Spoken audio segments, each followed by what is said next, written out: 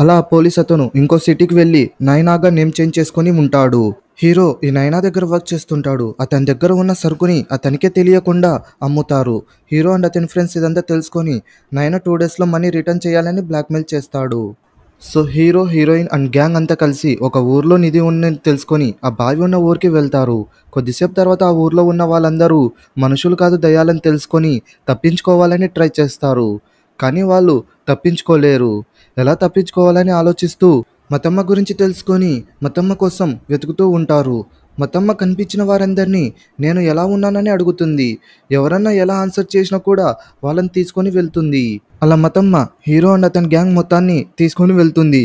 వాళ్ళకి బావి గురించి చెప్తుంది. హీరో అప్పుడు ఇలా అంటాడు, మనకన్ని దయ్యాలు కనిపించాయి, ఒక మోహిని అలాగే అమృకం తప్ప అని మాట్లాడుకుంటున్నప్పుడు కమని అనే ఒక అమ్మాయి నేనే మోహిని కమనీలోకి ప్రవేశించానని అంటుంది.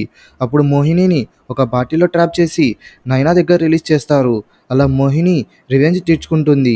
దాని తర్వాత హీరో హీరోయిన్తో మా బాసే అమృకమని ఎలా కనిపెట్టావని అడిగితే మోహినిని బంధించారు, కానీ మతమ్మని కాదుగా, నేను అందంగా ఉన్నానని అడుగుతుంది. సో ఇలా ఈ కాటేరి మూవీ ఎండ్ అవుతుంది.